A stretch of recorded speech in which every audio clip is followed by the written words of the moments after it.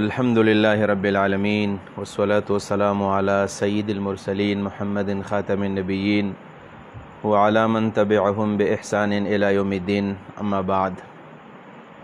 اللهم صل على سيدنا محمد وعلى آل سيدنا محمد وبارك وسلم. د ډیر وخت د سوال او جواب د سیشن د میس کېدو نه وروسته ستاسو په خدمت کې بیا موږ حاضر یو. د هغې بنیادي وجه دا وه چې روژې نه وروسته بیا زموږ د درسونو څه مصروفیات وو، د هغې نه علاوه بعضې پروګرامات او ورسره د ګرمۍ هم بعضې داسې څه اسباب وو چې د هغې په بنیاد باندې دا ډېر وخت زموږ نه دا کلاس مس شوی و. د هغې نه وروسته د ملګرو په اصرار باندې چې بار بار هغوی دې طرف ته توجه م راګرځول او موږ هم ضرورت محسوسوو چې دا سیشن موږ بیا شروع کړو. لہذا موږ د هغې دپاره چې کومه شپه مقرر کړې وه نو په هغې کې موږ چینجز وکړل او زموږ به انشاءالله تعالی آینده دپاره د معمول مطابق چې زموږ کوم سوال و جواب سیشن دی په هغې کې موږ ستاسو سوالات لا یم اخلو، کوم چې مخکې راغلي د هغې جواب هم کوو. نو انشاءالله تعالی دا به هم د جمعرات په ورځ باندې د جمعې په شپه د ماسخوتن د مانځه نه وروسته انشاءالله تعالی ستاسو په درانه خدمت کې موږ حاضرېږو، دا سیشن به کوو. براه راست ستاسو سوالات اخلمه. یو ملګري تپوس کړی دی چې د دعا د قبولیت دپاره څه شرایط دي، کومه دعا به قبلیږي؟ د دې جواب داسې دی چې الله رب العالمین خو رسول الله صلی الله علیه وسلم ته فرمایي اذا سألك عبادي عني فإني قریب اجیب دعوة الداعي اذا دعان، چې زما حبیبه چې کله زما په باره کې ستانه څوک تپوس وکړي نو ورته وایه چې زه نږدې یم، اجیب دعوة الداعي اذا دعاني، چې کله ما ته څوک آواز وکړي زه د هغه سوال قبلوم. دا د الله وعده ده، لہذا الله رب العالمین خو زموږ دعاګانې قبلوي. پاتې شو دا څه وجه ده چې زموږ دعاګانې نه قبلیږي؟ نو د هغې بنیادي وجه دا ده چې د دعا دپاره کم آداب دي او کم شرایط دي، د هغې آداب او د هغې شرایطو خیال موږ نه ساتو. که د دغې آداب او د شرایطو خیال موږ وساتو نو انشاءالله تعالی زموږ دعاګانې به الله رب العالمین قبول کړي. د هغې اسبابو نه او د هغې شرایطو نه او د هغې آدابو نه یو دا دی، اول خو دا چې دعا کول پکار دی. الله رب العالمین صفت دی رحمان او رحیم. د رحمان او رحیم ډېرې معنی علماو کړي دي. رحمان دې ته ویلی کېږي چې څوک ترې غواړي نو په هغې خوشحالېږي، او رحیم دا معنا ده چې څوک ترې نه غواړي په دې خفه کېږي، لحاظ د الله نه غوښتل یو ده. دویم نمبر دا چې دا دعا په یقین سره کول پکار دی، په یقین سره غوښتل. څنګه چې حدیث کې راځي چې ادعوا الله وانتم موقنون بالاجابه، د الله نه داسې وغواړئ لکه تاسو په دې اجابت باندې او په دې سوال په قبلېدو باندې یقین کوئ چې الله به ماله راکوي. نو دا دویم سبب دی ورله. او دویم د دې لپاره شرط دی چې موږ په یقین سره د الله نه وغواړو چې الله راکوونکی دی، الله رحمان رحیم دی، د الله په لاس کې د ځمکې او د اسمان خزانې دي، الله سره کمی نشته، په غیبو باندې پوهېږي، لہذا الله تعالی ماله راکولی شي. او د دې سره سره علما وایي که په عربۍ ژبه کې دا دعا وشوله نو دا سریع الاجابت ته عربۍ ژبه کې کول پکار دي. د دې سره سره د هغې نه مخکې وایي داسې پکار دي چې سړی د دعا نه مخکې داسې صدقې وکړي، ځکه صدقه رد البلا ده. د الله نه څه شی غواړي نو څه صدقه کول پکار دي، اگر که دا 1 روپۍ ولې نه وي، 10 روپۍ ولې نه وي. په دې شرطونو کې صله رحمي ډېر ضروري دی چې هغه سوال الله تعالی قبلوي، چې هغه صله رحمي کوونکی دی، د الله نه غواړي خو په خپله باندې د خپلو ترونو سره، ماماګانو سره، رشته دارو سره تعلق نه پرې کوي، بلکې دا په خپله باندې صله رحمي کوونکی دی، په خپله صله رحمي نه کوي، د الله نه غواړي، دا سوال الله نه قبلوي. د دې سره سره په دې شرطونو کې یو بنیادي شرط دی حلال رزق خوړل. څنګه چې حضرت سعد رضی الله عنه راغی نبی علیه صلات وسلام ته وایي د الله رسوله ما ته دعا وکړه چې الله مې مستجاب الدعوات کړي. رسول الله ته دعا مو وکړه، الله سعد مستجاب الدعوات کا، او هغه بیا مستجاب الدعوات ګرځېدلی مو، خو یو چلی ورته ښودلی و، ویل یا سعد اطیب مطعمک تکون مستجاب الدعوه، سعده خوراک دې پاک که خود به ته مستجاب الدعوات به وګرځې. لہذا حلال رزق خوړل د دې سره دعاګانې قبلیږي. د دې سره سره د دعا سره سره یو خبره دا ده چې موږ الله رب العالمین تر الله اسماء الحسنا او د الله نومونه الله ته وسیله کړو، د هغې نه پس د الله رب العالمین نه وغواړو. د الله اسماء د الله نومونه دي، یعنې مخکې سړی څه ذکر وکړي د الله نومونه وایي، د ذاکر دعا الله تعالی قبلوي. موږ الله تعالی داسې نیک اعمال وسیله کړو، د هغې نه وروسته موږ وغواړو، لکه هغه مشهور حدیث الغار کې چې راځي نیک اعمال هغوی الله ته وسیله کړي دي، څه نیک عمل سړی وکړي.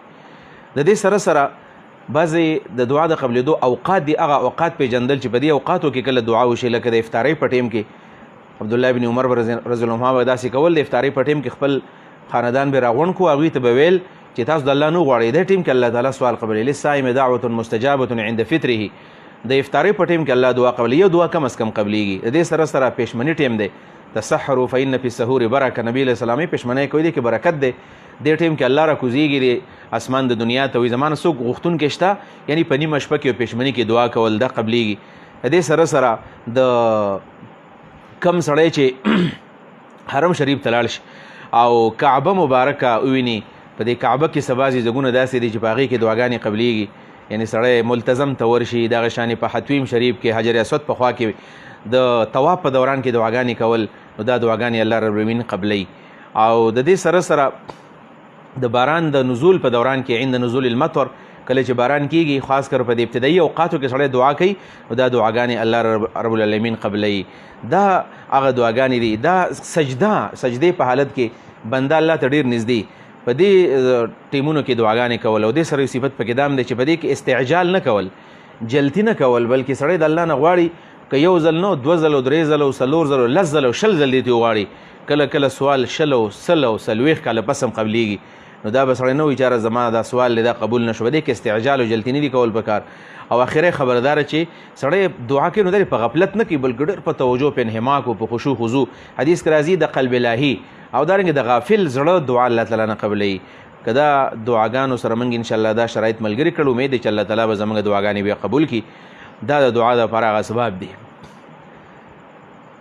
یو بل ملګري تپوس کړی دی چې قرآن عظیم کې الله رب العالمین فرمایي چې ان الصلاة تنهى عن الفحشاء والمنکر. دا منځ چې دی دا تنهى عن الفحشاء والمنکر، دا سړی د فحشا نه او د منکراتو نه منع کوي. سړی چې کله منځ کوي نو د منځ د وجې نه دا به د ګناهونو نه بچ کېږي. دا د الله رب العالمین وینا ده. یقینا ده کله سړی منځ کوي، 15 وخته منځ کوي او په صحیح طریقه باندې کې دا به ګناهګارېږي نه، دا به ګناه نه کوي.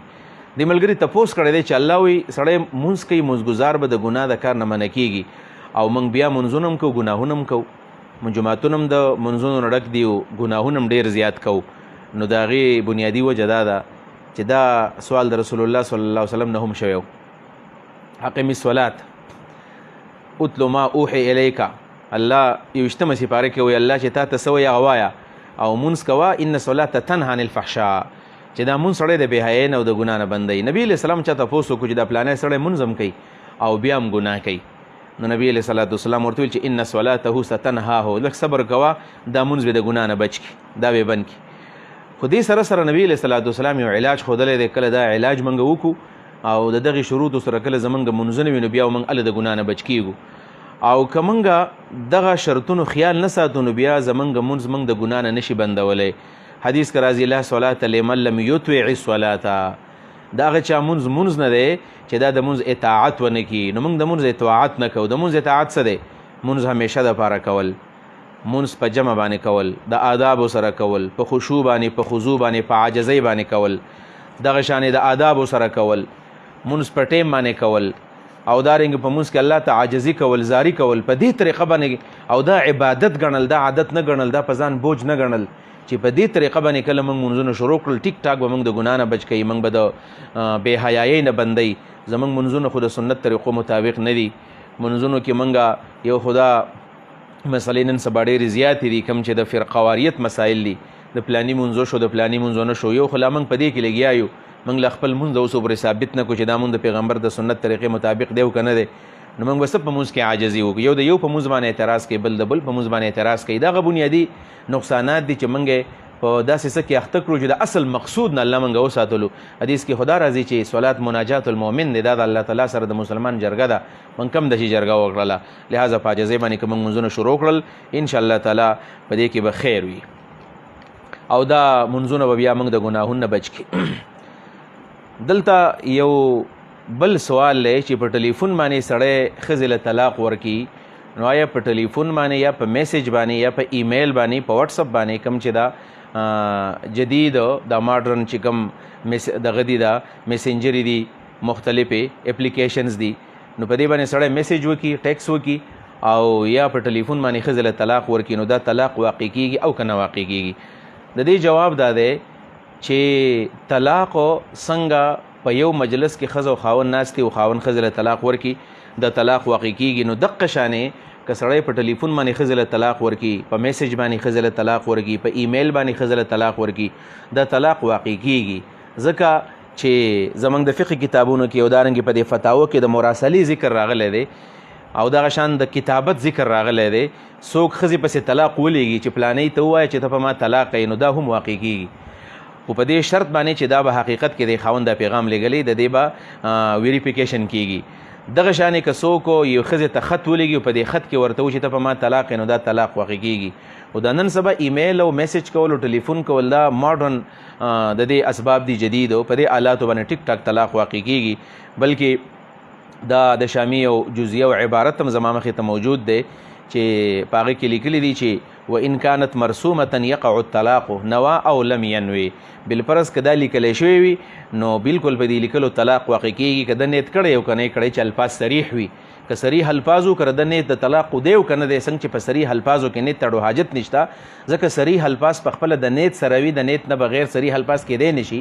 په دې بنیاد باندې طلاق په مجلس کې موقع کیږي، په ټلیفون باندې موقع کیږي، په میسج باندې موقع کیږي او په ټیکس باندې، په ایمیل، په دې هر څه باندې بالکل طلاق واقع کیږي. دا یو مسله. دا یو بل سوال دی، دا یو خور دا تپوس کړی دی چې زما خاوند ما ته په میسج باندې طلاقونه بار بار رالیږلي دي، 12 ځلو نه ما ته زیات طلاقونه رالیږلي دي، خو د هغې طلاقو الفاظ دا دي، په هغې کې یو څو الفاظ هغې لیکلي دي، منشن کړي دي چې دا د الفاظ یې ما ته ویلي دي.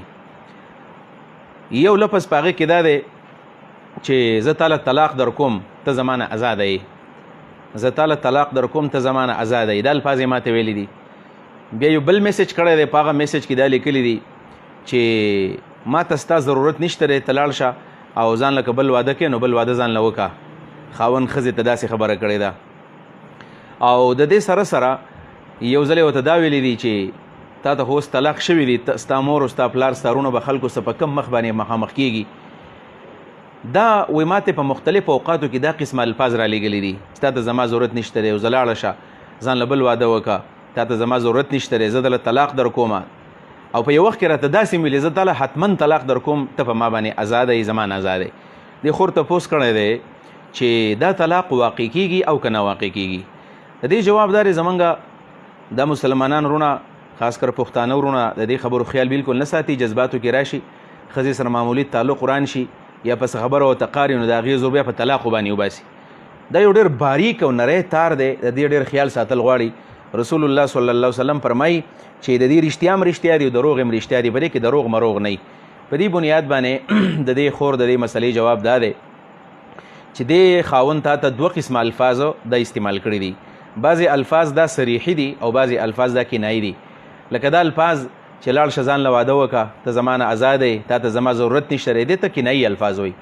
صاحب د هدایه علامه مرغینانی رحمه الله په فصل فی الطلاق قبل الدخول لدی عنوان لاندې مستقل په دې کنایي الفاظو باندې بحث کړی دی چې خاوند کله ښځې ته ووایي چې حررتو کې ما نه آزادې، ما آزاده کړې، یا ورته وایي چې اخرجي ځه زما د کوره، او یا ورته دا خبره وکړي چې ابتغي الازواج ځان له ځانه بل خاوند وکړه.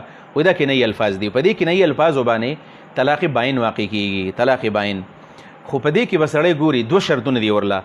یو دا چې دا الفاظ یې ورته په کم ټیم کې ویلي دي، که دا یعنی دا داسې بحث دی چې دا مذاکرة الطلاق په دې دوران کې ښځه خاوند لګیا دی بحث کوي او په دې بحث کې خاوند الفاظ ویلي دي، نو بس په دې دوران کې بغیر د نیت نه داسې وشوله چې دا طلاق واقع شو. که کورټ ته عدالت ته لاړل نو دا عدالت باندې ښځه له طلاق باقاعده ورکوي. او بالفرض که دا د مذاکره د طلاقونه د عام نارمل حالات په نارمل حالاتو کې خاوند ښځې د الفاظ ویلي دي، نو بیا به د خاوند نه تپوس کیږي چې طلاق خو باین دي، خو تا نیت کړی دی که نه دی کړی. نو که بالفرض د هغه نیت د طلاق و، ځکه هدایه ولم لیکلي چې د الفاظ د طلاق احتمال هم لري او د عدم طلاق احتمال هم لري.